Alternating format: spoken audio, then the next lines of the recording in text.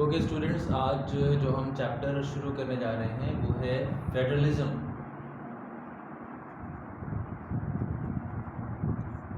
Civics या political science का जो चैप्टर है फेडरलिज्म। तो फेडरलिज्म का जो एग्जैक्ट मीनिंग है वो है division of power.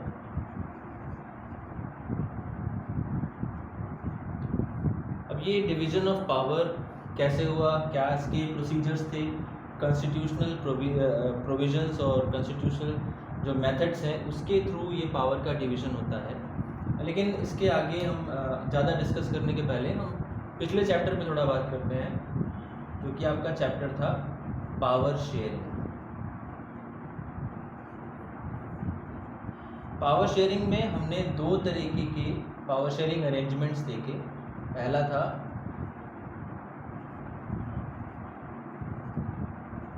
Horizontal power sharing और दूसरा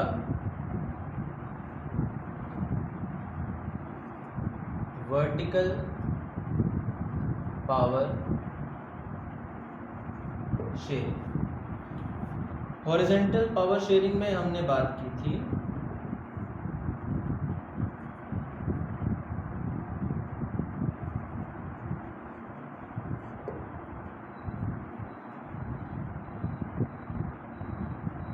लेजिस्लेचर,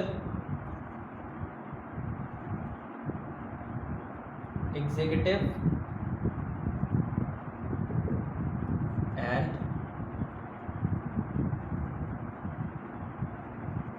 जुडिशरी के बारे में। और इसमें हमने देखा था चेक्स एंड बैलेंसेस।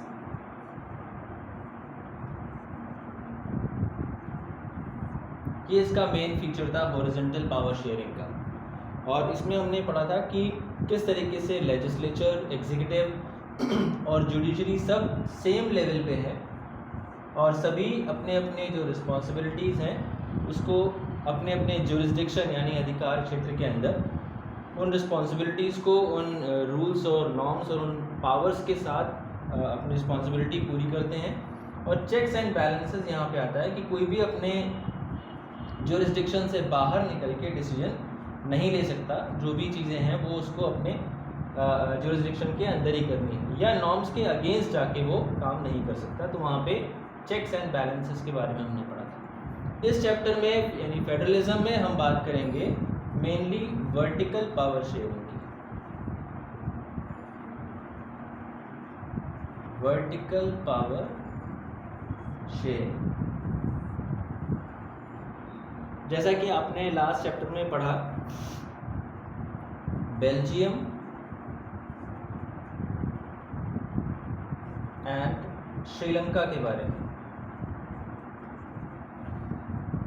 बेल्जियम में क्या हुआ था, यही पावर शेयरिंग अरेंजमेंट यानी जो डिवीज़न ऑफ पावर था ये काफ़ी अच्छे ढंग से किया गया। 1993 में बेल्जियन मॉडल को अडॉप्ट किया गया और जो पावर्स थी उनको सेंट्रल गवर्नमेंट एंड स्टेट और प्रोविंशियल गवर्नमेंट्स के बीच उस पावर को डिवाइड किया गया। तो जो वहाँ की डिफरेंट सेक्टर्स के लोग थे, डिफरेंट सेक्ट्स के जो लोग थे उनको डिवाइड किया गया। उनको ऑलरेडी वो डिवीज़न था और इस डिवीज़न को प्रॉपर रिकग्निशन दिया गया और इसी के साथ सेंट्रल गवर्नमेंट या जो अदर जो स्टेट गवर्नमेंट्स थी उनमें इस पावर का डिवीज़न हुआ।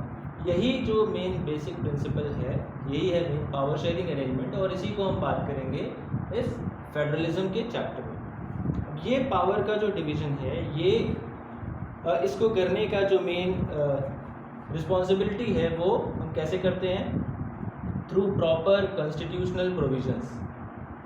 कॉन्स्टिट्यूशनल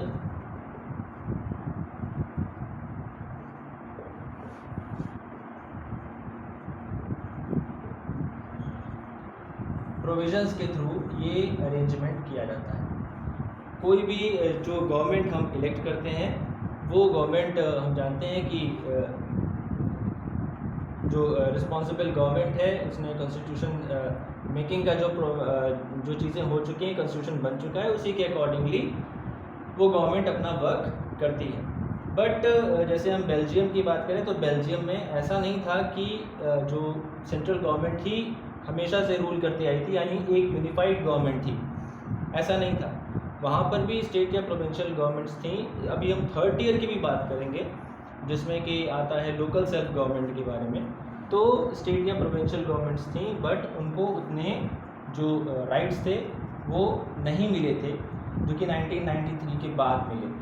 और ये जो राइट्स पहले थे, जो थोड़े बहुत भी उनके पास थे, वो सेंट्रल गवर्नमेंट कभी भी उनसे वापस भी ले सकती थी। तो इस तरीके का जो पावर अरेंजमेंट बेल्जियम में था।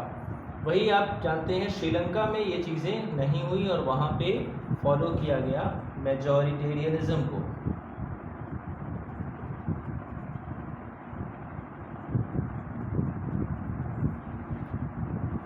तमिलियंस को उनके राइट्स नहीं मिले और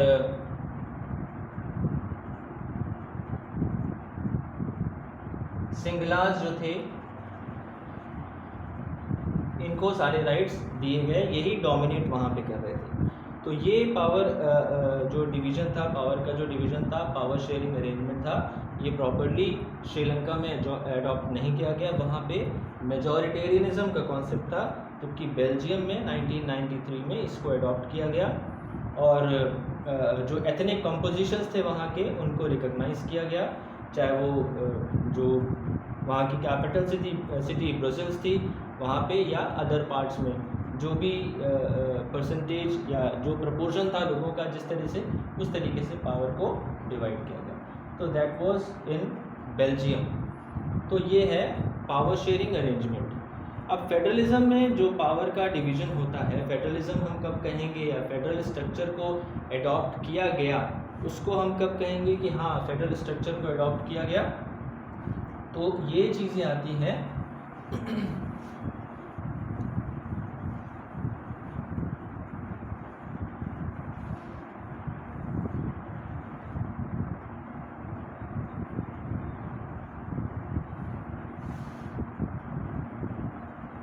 अगर प्रॉपर डिवीज़न हुआ है पावर का किसके किसके बीच में, सेंट्रल गवर्नमेंट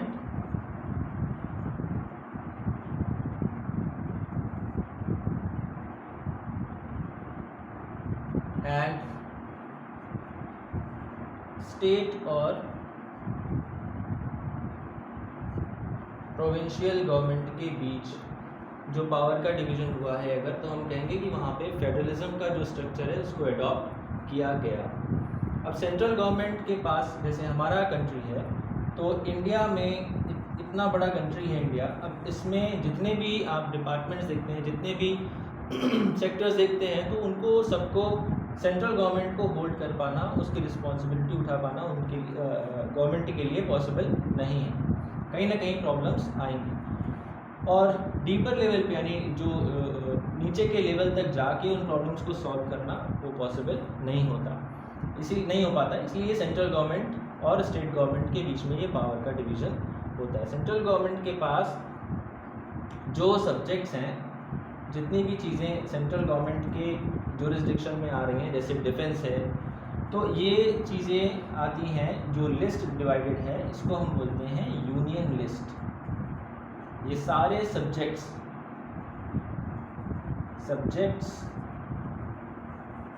और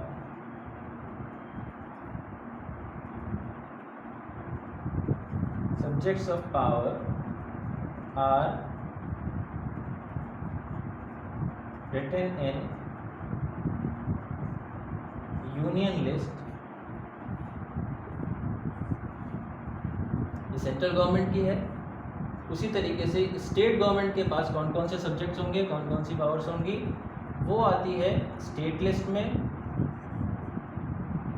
और उसी तरीके से यूनियन लिस्ट, स्टेट लिस्ट, और थर्ड है कॉन्करेंट लिस्ट। ऐसे सारे सब्जेक्ट्स जो स्टेट गवर्नमेंट के हाथ में हैं, यानी स्टेट गवर्नमेंट उन सब्जेक्ट्स पे लॉज बना सकती है, उन सब्जेक्ट्स पे अमेंडमेंट कर सकती है। जैसे टैक्सेस, बहुत सारे ऐसे टैक्सेस हैं। अब इनकम टैक्स है तो वो सेंट्रल गवर्नमेंट के पास आएगा। अब इस पे हम डिटेल में पूरी बात करेंगे कौन कौन से एग्जैक्ट सब्जेक्ट्स हैं। और स्टेट गवर्नमेंट के पास जितने भी टैक्सेस हैं, लोकल कई तरीके के टैक्सेस होते हैं जो स्टेट गवर्नमेंट लेती है।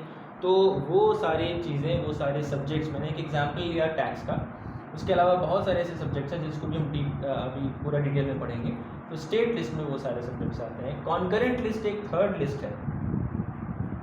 कॉन्करेंट लिस्ट में वो सारे सब्जेक्ट्स हैं जिसपे कि स्टेट और यूनियन या जो सेंट्रल गवर्नमेंट है दोनों मिलके लॉज बना सकते हैं, यानी अमेंडमेंट्स कर सकते हैं। तो ये लिस्ट आती है, ये सारे सब्जेक्ट्स आते हैं कॉन्करेंट लिस्ट में। तो ये मेनली 3 लिस्ट है। रेजिड्यूरी सब्जेक्ट्स भी आते हैं।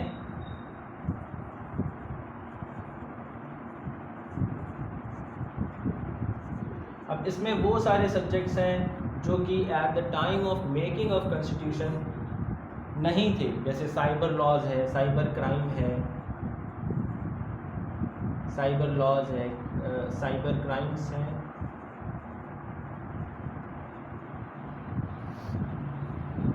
या फिर सॉफ्टवेयर टेक्नोलॉजी से रिलेटेड है। तो ये सब सब्जेक्ट्स हमारे पास at the time of making of constitution नहीं थे, जो कि बाद में ऐड हुए। तो वो